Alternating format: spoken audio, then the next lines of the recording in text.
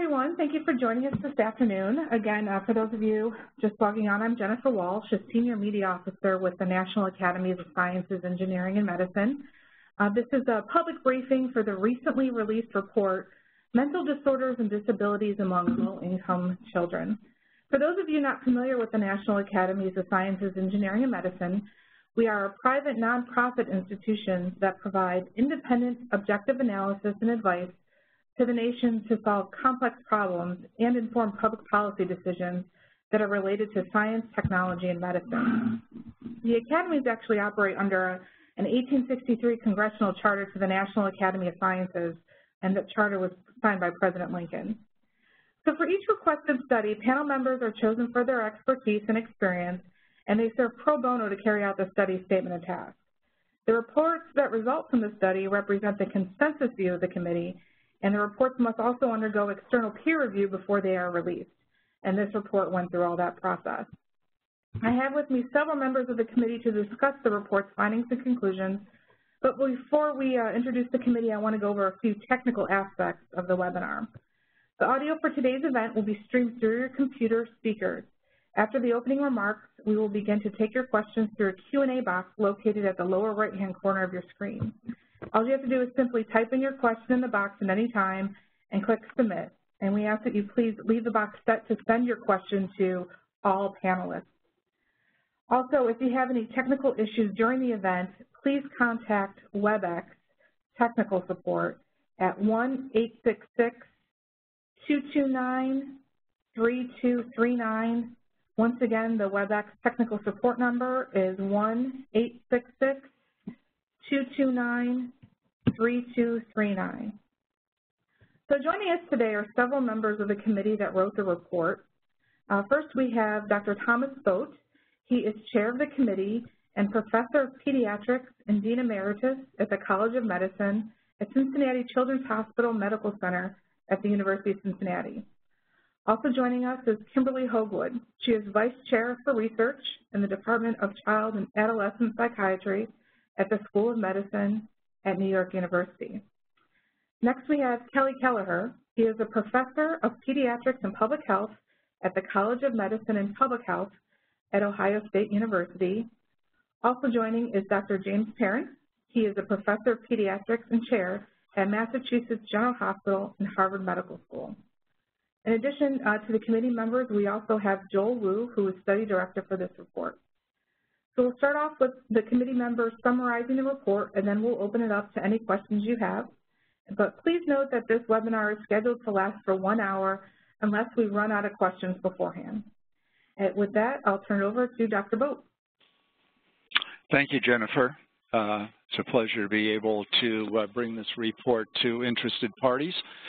I just would like to remind people that this is a study that was commissioned by the Social Security Administration to assess specific aspects of the Supplemental Security Income Program that supports families who are in the low income bracket, who have children, that is 0 through 17 years of age, who are severely impaired owing to a mental or behavioral disorder.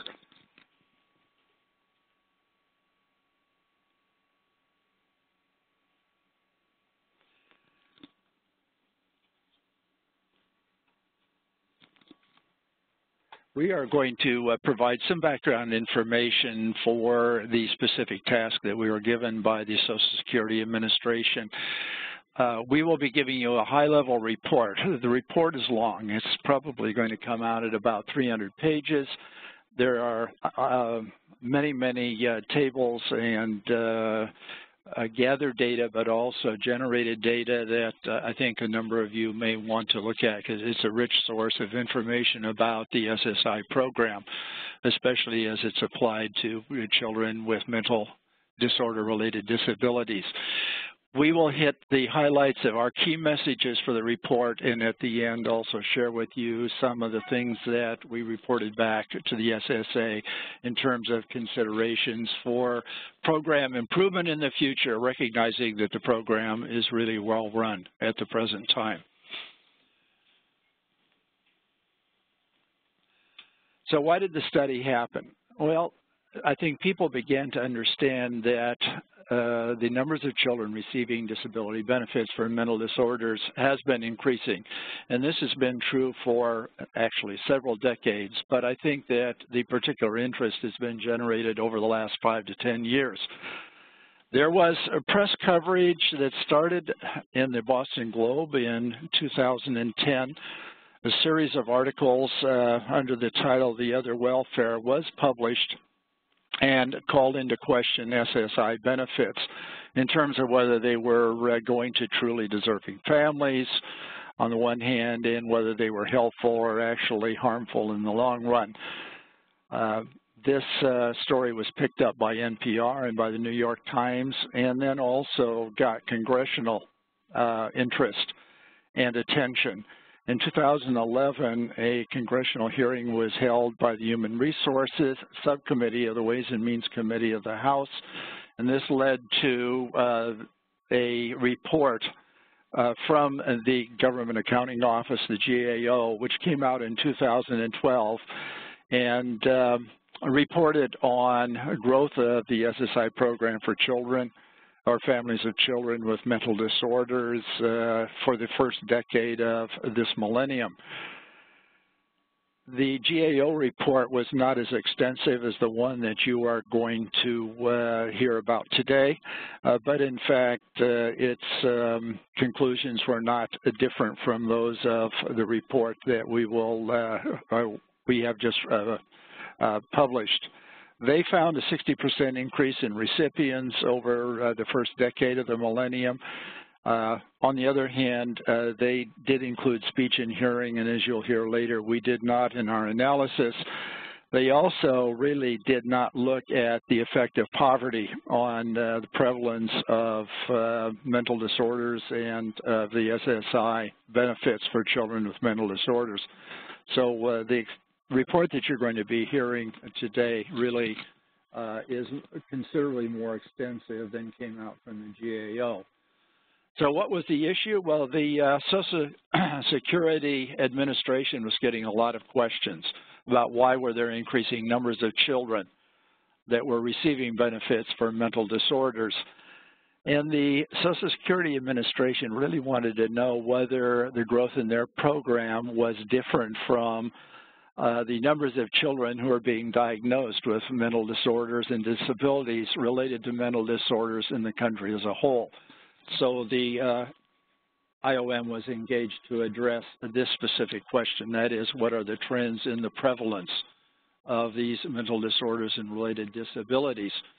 Our very specific statement of task was not to make recommendations, but to generate findings and conclusions. First of all, to identify trends in the prevalence of mental disorders for children in the United States, and then compare those with trends within the SSI program. And the data that we got from the Social Security Administration covered the decade from 2004 to 2013.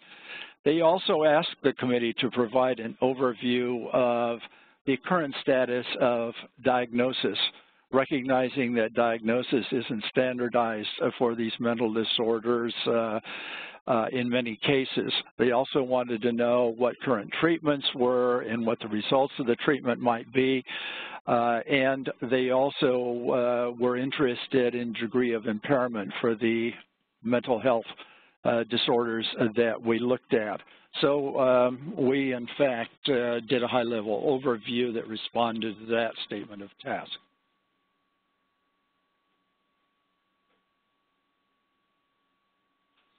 The committee was well-balanced. It worked very effectively. There were 4 committee members who were pediatricians, several of whom were specialists in childhood disabilities. There were 5 behavioral specialists, psychiatrists and psychologists. We also had a considerable epidemiologic representation and also expertise in economics and organization of healthcare for children with disabilities. The committee met on 6 occasions over 13 months. The last meeting was in March of 2015. We also invited the public to comment and in fact held 3 public workshops where a sort of broad range of stakeholders shared their thoughts and opinions with us. We also felt that we needed some additional data that you'll hear about later, and so commissioned a group of investigators from Rutgers University to collect and analyze Medicaid data for services that are provided to children with mental disorders.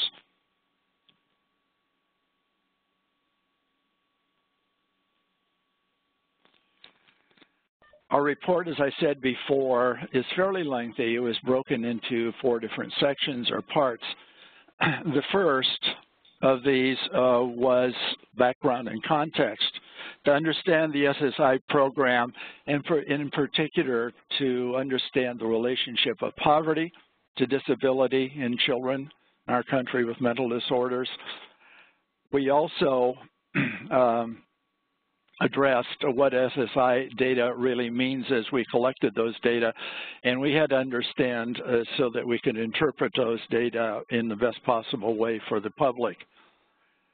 We did review SSI program data at the national level, but we also received data that allowed us to look at state variation in numbers of applications and allowances and total beneficiaries, and you'll hear more about that later. Part 2 was our high-level overview of the clinical characteristics, and we focused here on the 6 major and most prevalent mental disorders of childhood. Part 3 might be considered the meat of our report, and this looked at prevalence trends for those 6 disorders from 2004 to 2013. We not only looked at SSI data, but we looked at general public surveys and studies, and we also compared SSI program trends to those of children receiving services from Medicaid. And we also spent some time generating data not only for the general population in the United States, but for the population of children who are living in families with incomes less than 200% of the federal poverty level. The last part of the report was focused to the Medicaid study that was done, and you'll hear more about that later. So let's now talk a little bit more about the key messages and some of the data that we generated, and Dr. Kelly Kelleher will take over from me. Thank you, Tom, and good afternoon, everyone. My first obligation is to talk about our initial key message, and that is that in the face of the interesting challenge from Social Security Administration, the ability to actually make direct comparisons across the different administrative data sets and surveys we looked was fairly limited. And as everybody knows, the Medicaid claims data are administrative and billing data, and Social Security Administration data are data that are employed in order to do determinations on whether children are allowed benefits and become recipients of benefits, or whether or not they are denied benefits. So 2 different administrative data sets and also a couple of national surveys like the National Survey of Children. So we were comparing apples and oranges to some extent in some ways, and actually less doing direct comparisons and much more about looking at trends. But our first call is that there's a lack of information in the United States about severity, comorbidities, treatment outcomes, and other characteristics. And in particular, these facts are missing among children that are receiving Social Security benefits, and we as a nation would be well served to have that information. Let me just give you a couple of different definitions here too. So to understand the SSI disability population, we have a schematic here that's on the screen represented by slide 10. And what you'll see in the larger gray box is the under 18 U.S. population. And children receiving SSI come from a pool that actually is the intersection of the 2 blocks. One is called poor children in the bright blue, and I assume it's bright blue for everybody, and the other is the darker purple box, children with a severe medically determinable impairment. So again, poor children who have a severe impairment are the pool of potentially eligible children for SSI, and that intersection is represented by the orange block. Underneath that orange block, there is some subset of that orange group that actually apply for SSI, and they become SSI applicants. And they have a determination process, an adjudication process that determines whether or not they are eligible. And if they are allowed, they become recipients in the yellow box. And that is the SSI disability population that's actually a combination of being poor and having the severe impairment. So how does that translate to what we're talking about, and how does that, what's the finding and key message around that? Well, while the number of children allowed, in other words, determined as eligible, that is new beneficiaries of SSI benefits, has fluctuated from year to year in the decade we studied, 2004 to 13, over this time, the percentage of poor children who are allowed SSI benefits decreased. Now, there's a related conclusion, and I'm going to read this and then show you the charts on both of these, or the figures to explain it. But each year, the number of suspensions, terminations, and age-outs is less than the number of new allowances and reentries. So overall, the number of recipients has gone up. And to graphically illustrate this, I just want to show you our key message here on allowances, determinations, and recipients. And I've used several different words here, but basically the total pool of children in the United States from 2004 through 13 who are recipients is the red line. And this is the number that raised the initial concerns both in the press and in Congress.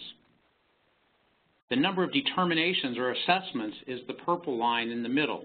And although that number had a rise during and immediately post the 2008 recession, overall you'll see that the allowances, the children that were actually allowed as new cases of Social Security recipients, has actually stayed stable or even slightly gone down in the last year. So this is a key finding, that overall allowances are going down even though the total number of recipients continues to rise.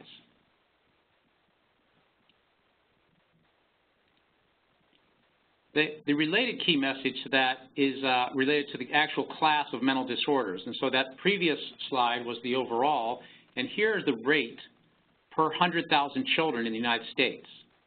And the very bottom blue line is the rate per all children. And you could see that per 100,000 children, there's been very little change in the number of new allowances for SSI benefits in the United States. But for the and this is for the 10 major mental disorders, which constitute about half of all the allowances for SSI.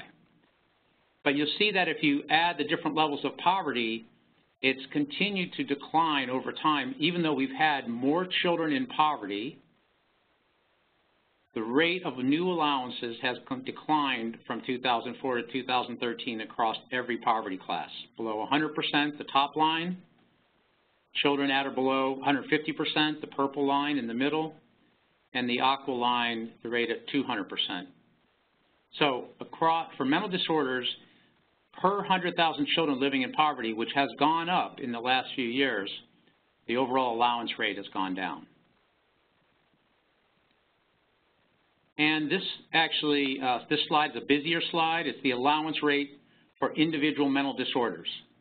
And again, what you'll see is that the allowance rate is flat for some of them that have not changed much, including the red line at the top for intellectual disability and a very high rate for developmental disorders, including autism. But overall, the rate has declined or remained steady for specific conditions.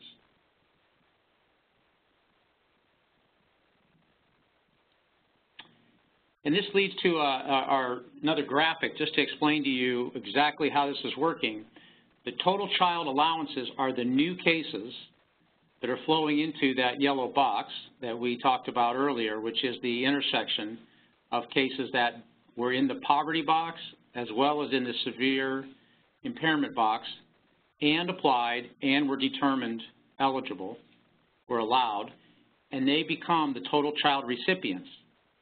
Falling out of the bottom of that box are any terminations, any suspensions, or children aging out at the age of 18 out of child disability. But right now, the allowances coming in at the top of the box is exceeding the amount flowing out at the bottom, and that's why we're seeing a steadily increasing recipient pool. So I'm going to turn this over to Dr. Hoagwood, or excuse me, Dr. Perrin, and for him to continue. Thank you, Kelly. One of the key messages, perhaps the most important message, is that after taking childhood poverty into account, the increase in the percentages of children who are poor, low income, who receive benefits from SSI for mental disorders, this increase from about 1.9% of all poor children in 2004 to 2.1% in 2013, is consistent with and proportionate to trends in the prevalence of mental disorders among children in the general population. Let me give you some of the background information that helps us say that. This is now a fairly complex slide, so I will try to go through it with you in some detail. On the left there of the years of the study, 2004 to 2013, the first real column, starting with 93,401, are the number of initial child allowances for the 10 major mental disorders we've studied over the years. And what you can see is that it was about 93,000 in 2004, but it dropped to 84,000 in 2013. It's been up and down during that time, but it's generally been somewhat headed downward rather than upward. The number of initial determinations, that is both people who are allowed and people who are not allowed, has also gone up a little bit during this period of time, again fluctuated quite a bit, with a peak during the time of just after the 2008 depression. The number of initial child recipients for the 10 major conditions has, however, increased from about 540,000 in 2004 to 650,000 in 2013. And that, again, reflects what Dr. Kelleher mentioned, which is the fact that there have been substantially larger numbers of new allowances than children who have been terminated from the program over this decade of time. You can now look at the number of children in households with incomes below 200% of the federal poverty line and see that that number has increased over this decade time. Again, it peaked just after the recession, and it's coming down a bit at this point. And you can see in the next column, that pink column, that the percentage of children who receive SSI, who live under 200% of the federal poverty line, went from about 0.32% to 0.27% over this period of time. And similarly, you can see in the very last column that at the same time, the percentage of children who received benefits, i.e. the total recipient pool, actually increased slightly from 1.9% to 2.1%. Let me move on now and talk about some specific conditions.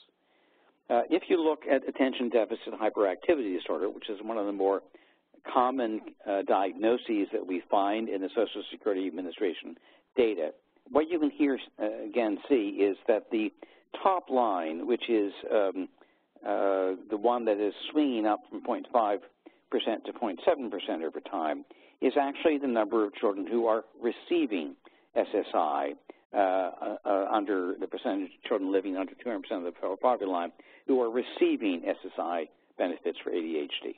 If you look at the bottom solid line, though, here again are the percentage of children who are newly allowed in each year with the diagnosis of attention deficit hyperactivity disorder. So the number of children receiving benefits continues to rise, but the number of children who are actually allowed on a year-by-year basis has decreased, again, because far fewer terminations than there are of allowances in this program. We can look at the same time about children who have the diagnosis of ADHD in our Medicaid samples that we analyze and see a very similar rise in the prevalence of this condition among child Medicaid enrollees over that period of time. The top line here, the green line, solid line, is the percentage of child SSI Medicaid enrollees, children who were getting Medicaid because they also had SSI, that the rates of ADHD diagnoses increased, and similarly in the total population of childhood Medicaid enrollees, the lower red line, that has also increased during this period of time.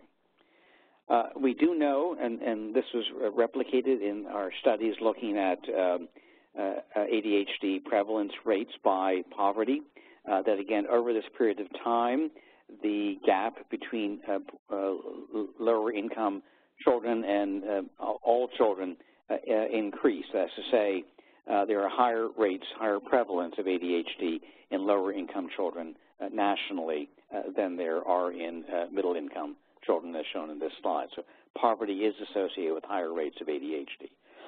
Let me move now to intellectual disability and autism spectrum disorder. And what we find here is within the SSI population, children with intellectual disability had a substantial decrease in their representation in the SSI population during this decade. At the same time, children with autism had a marked increase in rates and numbers of children receiving benefits during this period of time. These findings, however, are again very similar to what we see in non-SSI populations.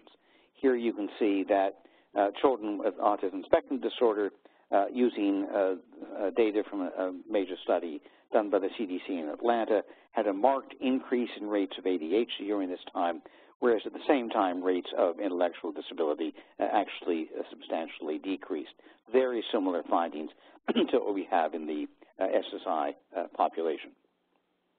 And this is still another source of data, which is looking at children who receive special education services. These are data from mainly the Department of Education. And you can see here, too, a marked increase in rates of special education services for children who have the diagnosis of autism, and a substantial decrease in rates for children who are labeled as having intellectual disability. So again, the findings we have about changes within the SSI population for these conditions are extremely similar to what we see in the general population and the population of children insured with Medicaid. I'm going to turn this over now to Dr. Hoagwood. Thank you, Jim. So as we have mentioned before, and as you probably all know, the SSI program is for children in families who are living in poverty, and these are children with impairments, significant impairments. You've heard about and seen figures depicting trends in allowance rates, determination rates, recipients, as well as prevalence rates.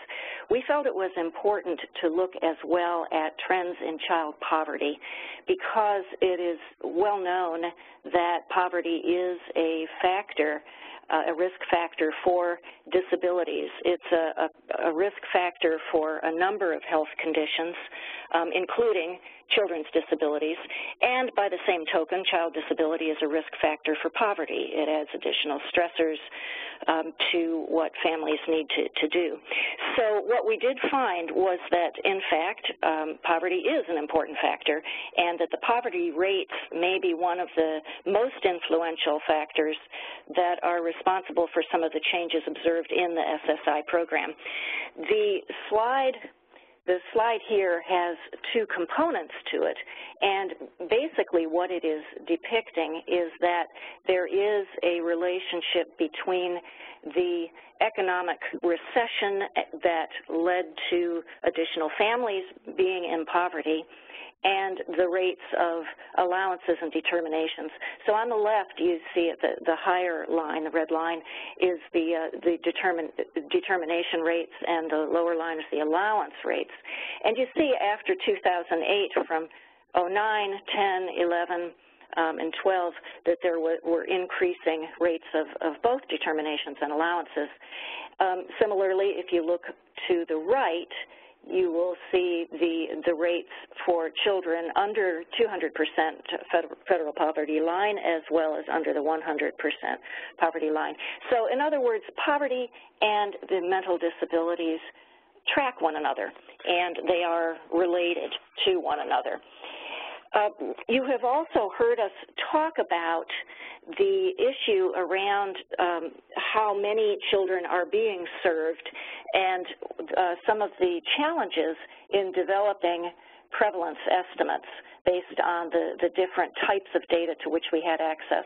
We did feel it was important to be able to put into perspective the rates of allowances for the children in these different disability categories vis-a-vis or with reference to the numbers of children who might be expected to be potentially eligible for the SSI program.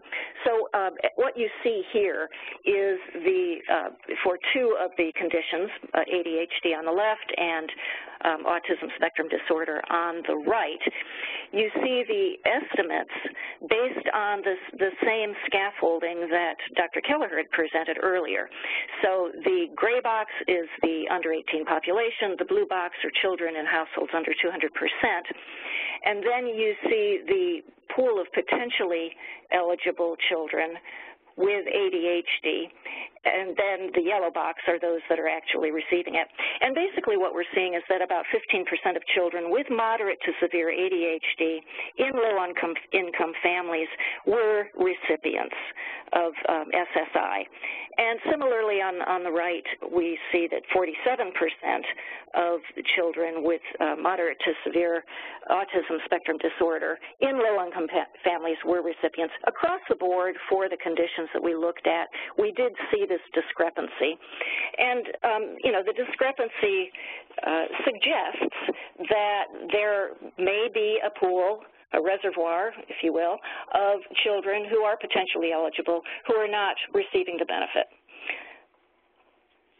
The next slide is referring to another one of our tasks. It was not directly in the task order, but we felt it was important to look at some of the state-to-state variations. So we did do some analyses of the of determinations, allowances, as well as poverty rates across the country, looking at state-to-state variation. This is important in part because other entitlement programs, for example, the special education program, is also a federal program that's administered at the state level, and you see significant variations. We wanted to see if that was true here, and in fact it is. National level trends can obscure local trends, so we did find that there were state-to-state variations. In particular, if you look at the initial allowance rates from state to state, that is the percentage of determinations in which an applicant is found to be disabled, you do see differences. The combined initial allowance rate, for example, for child SSI claims with these 10 conditions in Georgia is 16%, whereas in Alaska it's 78%. So that's a big difference. The mean allowance rate is 37% across the country, but if you look state to state, you do see these variations. We did not look at, nor were we asked to look at, the reasons for this. And so what we have presented in the report is basically, yes, indeed, there are state-to-state variations. It is intriguing, it's compelling, it suggests that there may be a number of different factors responsible for this. Some of it may be related to poverty, some of it may be related to different prevalence rates, some of it may be related to different disability determination processes or the implementation of those. But we do not know. But we felt it was important to present it nevertheless. The next slide is similarly depicting some of the variation, and it shows that there is variation in the percentage of children who receive SSI benefits. The percentage of children living in poverty in a state is an indication of the coverage of the SSI program, and you can see from this slide that 0.7% of children in poverty in Hawaii were recipients, whereas 5.3% of children in poverty in Pennsylvania in these 10 conditions were recipients, and that's a 7.6-fold difference.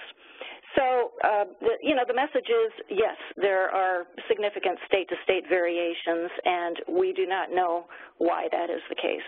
We were not asked to look at that.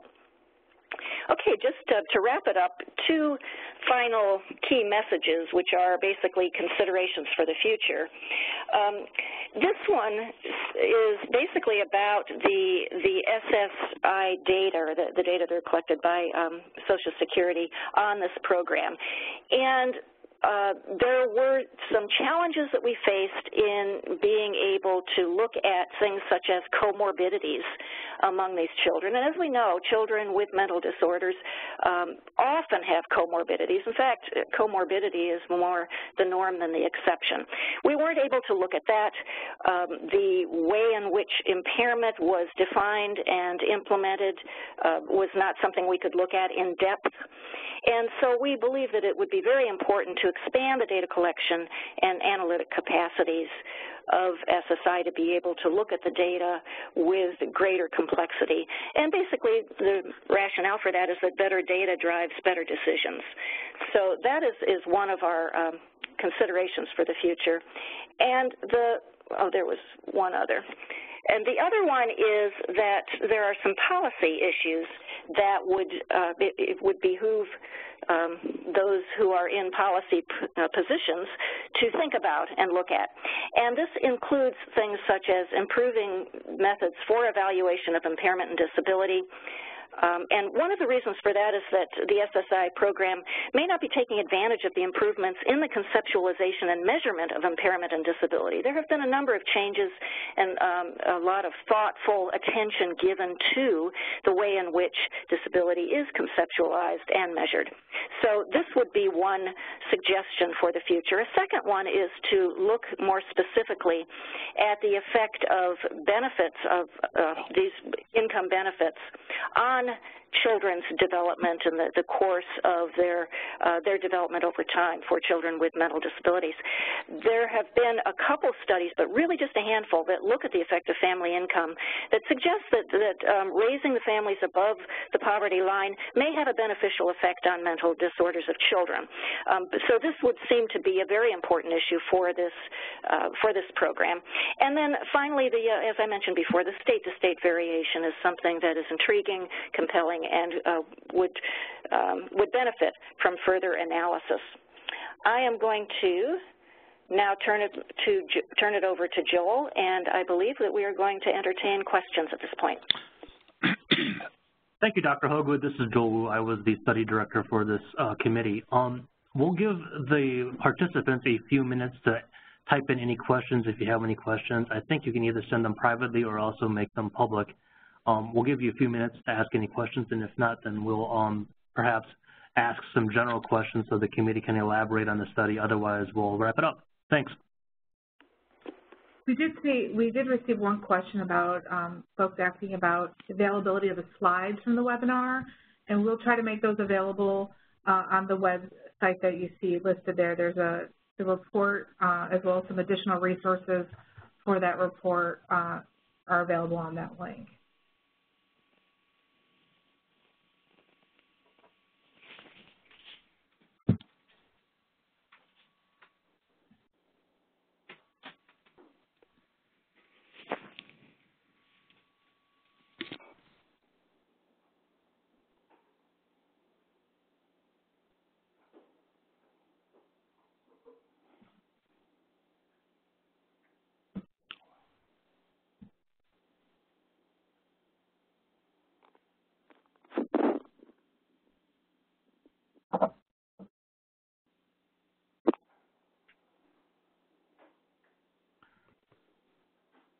So we have a few other questions coming in. I'll first answer some of the basic availability and access questions about the report. Chantal Alston asks, may we view and access the report? The link that you see right now will lead to a pre-publication copy of the report that can be downloaded in PDF form. So that's publicly available right now. Charlie Homer asks, what is the impact of receiving SSI on lifetime earnings? I think I will actually handle this one as the study director because unfortunately, this was outside of the scope of our task order from the Social Security Administration. Our task order was pretty constrained in that we were only tasked with looking at trends in the rates of the diagnosis of mental disorders in children and how that related to changes observed in the SSI program for kids with mental disorders. So we were unable to look at the impact of the SSI program on outcomes for children, even as children, and then even on top of that, we were unable to look at any of the evidence on how SSI impacts earnings for recipients into adulthood. So thanks for the question. Joel, could I jump in? There is one piece of information that we did identify. This is Tom Boat, and that is that for families who fell below 100% of the federal poverty level, SSI benefits raised those families in about 45% of the cases to above the federal poverty level. Right. Thanks, Tom. Do any of the other committee members have anything to add?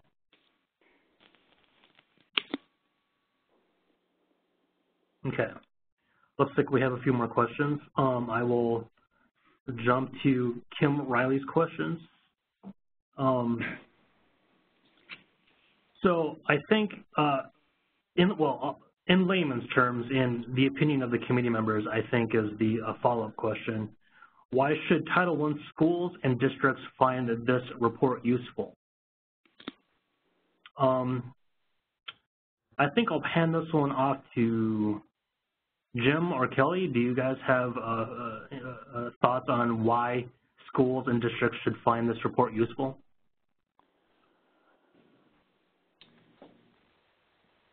So this is Jim Perrin. I think I would say primarily that, you know, the SSI program does provide benefits for low-income families with children with fairly severe, quite severe impairments.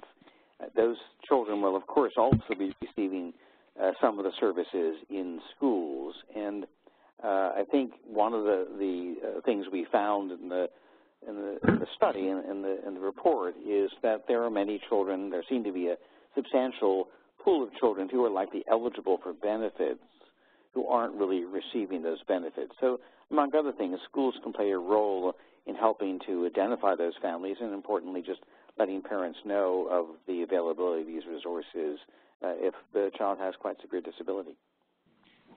This is Kelly. I was making sure Jim was responding there, but I think the important piece that became clear in our hearings was that Social Security Administration uses multiple pieces of information to determine whether a child has a severe impairment or not and meets the other criteria. And in the process, one of the things that was clear from informal conversations that many of us had was that schools and pediatricians and family physicians who were providing information were not always providing the same information. So understanding that really all the people caring for children in the community, our team, is one of the important instructions. I think there are children with severe impairments that need better coordination at the local level, even though that was beyond the scope of our report. Thanks. A question from John Tambernino. Regarding the implications of state variation in child SSI participation, is there reason for concern that states with much lower SSI participation, even after controlling for poverty, have fewer households receiving support who may need it? Kimberly, can you take a stab at that one first? Can you just repeat it again, Joel? Is there reason for concern, and then what was the rest of it? Is there reason for concern that states with that there are states with much lower SSI participation even after controlling for poverty, and that there may be fewer households receiving the support than may need it? So the idea that there is a larger reservoir of kids who may be potentially eligible than they're actually receiving it. Well, I think there is reason for certainly more than head scratching to wonder why this happens. If you extrapolate these findings, then it would suggest that the same child with the same kind of disability under the same circumstances, living in low-income families, would or would not receive benefits based on what state they're living in. And that, on the face of it, doesn't make a lot of sense, frankly. And so while, as I said before, we were not asked to look at the reasons for this, and there are likely to be many of them, it does, to me, raise concerns about what is going on here and why are we seeing the state-to-state variation. It doesn't suggest that there's necessarily any wrongdoing. It may be a function of education. The fact that Pennsylvania, for example, has 5.3% of the low-income children in that state with these conditions are receiving benefits, to me that suggests that's related to the fact that they have a very strong advocacy organization there. And so there are people that are aware of this program that are out there getting the word out. And so some of it may be a function of education and knowledge and awareness. Do any of the other committee members have anything to add? We have another couple of questions from Charlie Homer. Why do you think the rate of determinations has declined? Does it suggest less severely affected children are applying, or that the determination staff at SSA, I think, are somehow trying to subconsciously keep the rates down? Tom, do you want to take a stab at that one? Yeah, actually, it's the rate of allowances that's gone down. The rate of determinations has gone up a little, but not as rapidly as the upward trend for recipients. I think that there are lots of possible reasons why the data fell out that way. I don't think that we have a good handle on why there are more determinations over time than there are recipients, and why there are, more determinations than are allowances. I suspect that there may be, on a state-to-state level, readjustment of how applications are viewed, but I don't know that that's a fact, and I suspect that there could be an analysis that would allow us to understand that at a more granular level. This is Jim Perrin. To add to Tom's thoughtful comments there, I think the SSA does a pretty good job of monitoring what the state disability determination service does. They review cases on a periodic basis, and they have a lot of checking in mechanisms to make these procedures pretty consistent across the states once a child actually applies. I think what we may be seeing is that there's a substantial variation in how many kids apply for determination in different states at this point. I think the other question, though, that Dr. Homer is raising is whether we're seeing children applying who may have less severe conditions over time. And insofar as we know in the general population that in things like ADHD and autism and so forth, that substantial amounts of the increased prevalence in the general population represents children with less severe conditions, that's a very reasonable hypothesis.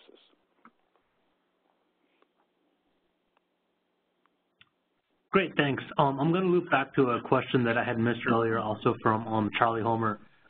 Did the committee look at strategies to link SSI recipients with services to improve outcomes? Kelly, can you answer this one? Yeah, is the question, Joel, did the committee look at specific efforts to link services, or how much services did kids get? Is that, I want to clarify. I think the question is if we looked at any strategies to link kids that are current recipients to other services to help improve their outcomes. Yep, okay, great. I'll try to do both. How's that? We'll try to touch on both, and the committee can correct me where I get a little carried away. We did not look at specific strategies to assist children. We did look at trends in the receipt of services, both across the entire Medicaid population, because that was our best source of data about trends in national treatment for low-income children. And so that was an interesting study. But we also looked at the specific subclass of children that are eligible for Medicaid because of SSI. So as everybody probably knows, the Medicaid eligibility comes with SSI in many states and just requires a separate application in many others. But almost all children on SSI receive Medicaid benefits. So as a result, we were able to look at the use of services. And the interesting thing that SSI children are more likely to receive medications for mental disorders than kids that are not, children that are enrolled in Medicaid but not on SSI. They are more likely to receive behavioral therapy. They're more likely to receive both together. And the number of children that in SSI that receive both, for example, ADHD kids that receive both behavioral services and drugs went up, and the number that received dramatically, and the number that received no paid services and Medicaid claims went down. So we think services for children on Medicaid generally, and specifically SSI kids, became, as well as we can measure with claims data, more evidence-based over time. Having said that, we did not look at any strategies that were specific to helping children on SSI get better mental health care. Great, thanks, Kelly. We don't have any other questions at the moment. We do have a little bit of time left, so we'll take another minute or two if anybody else wants to ask questions. Otherwise, we'll wrap it up. Thanks.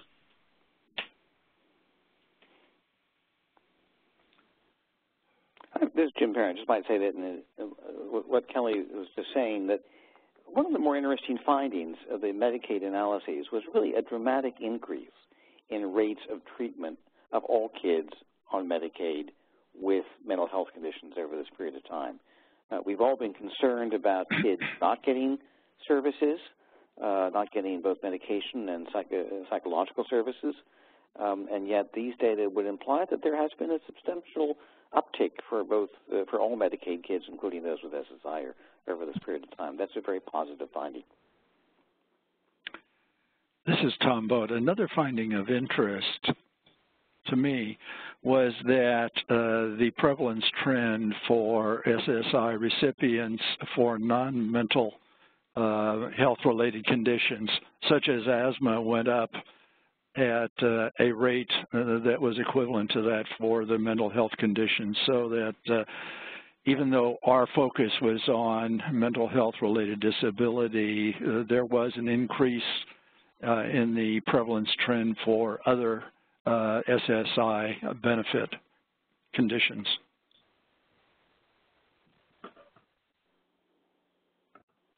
So we received no more questions, so with that we will conclude today's webinar. Again, thank you all for joining, and just one thing to remember, that you can download a PDF of the report as well as other available resources on the link on your screen. And with that,